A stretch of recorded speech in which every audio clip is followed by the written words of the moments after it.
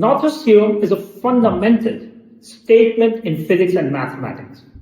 ये सिमेट्री और conservation laws of physics को रिलेट करती है.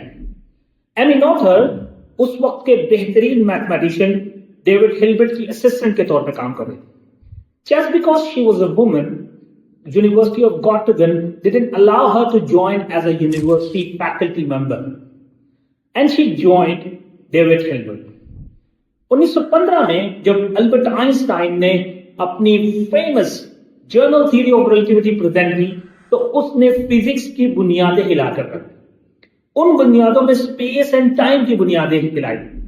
स्पेस जो कि 250 साल पुरानी कॉन्सेप्ट था कि स्पेस फिक्स्ड है और टाइम फिक्स्ड है. नाउ स्पेस एंड टाइम अलग अलग एंटिटी नहीं है, बल्कि एक स्पेस टाइम बन गई, लाइक अ फैब्रिक.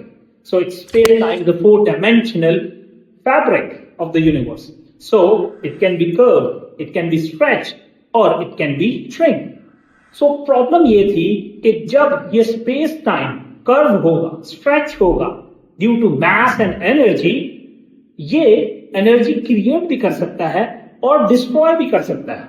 ये problem डेविड हिल्बर्ट ने बहुत ही जल्दी आइडेंटिफाई की और उसने ये problem अपने असिस्टेंट एमी नॉथर्स को पास की. एमी नॉथर्स ने 1918 में दो बेहतरीन थ्योरम प्रेजेंट की और उसने क्लासिकल लैग्रांजियन मैकेनिक्स को यूज करके यह साबित किया कि when there is a symmetry there is a conservation law और quantity. So what is a mathematical symmetry? So a mathematical symmetry is a set of transformation. When you do a system, it leaves the system unchanged. So होता क्या है? So हमारे पास equilateral triangle है. So अब equilateral triangle को अगर हम थोड़ा सा इस तरफ मूव कर दें, तो हमने क्या किया? Space translation. पॉइंट इस पॉइंट से इस पॉइंट पे गया और इसकी शेप सेम रही.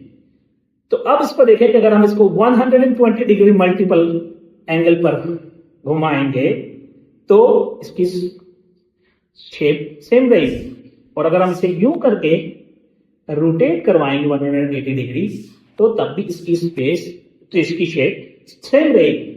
तो इसमें हुआ क्या कि हमने सिस्टम पे कोई काम किया और उसने सिस्टम को अनचेंज छोड़ दी, मतलब उसकी शेप तब्दील नहीं की. एमी नॉथर ने यह भी आइडेंटिफाई किया कि ये खाली सिमेट्री शेप से रिलेटेड नहीं है, बल्कि अगर आप 1 मीटर दूर आके एक्सपेरिमेंट करेंगे तब भी सेम रहेगा, और अगर आप ये एक्सपेरिमेंट कल आके करेंगे तब भी सेम रहेगा.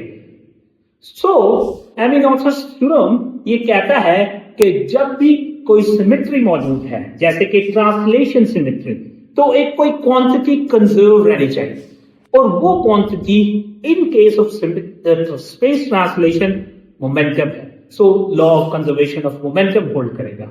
सो अगर टाइम ट्रांसलेशन हो रही है, अगर हम ये एक्सपेरिमेंट कल आके करेंगे तो एनर्जी कंजर्व रहेगी, और अगर इसको 120 डिग्री रोटेट करवाया जाएगा तो law of conservation of momentum hold करेगा. नॉथर्स की ब्रिलियंट जो इनसाइट थी वो ये थी कि जो law of conservation of physics हैं वो फंडामेंटल एक्सियम ऑफ यूनिवर्स नहीं है, बल्कि वो यूनिवर्स में मौजूद डीपर सिमेट्री से इमर्ज होते हैं. Thank you.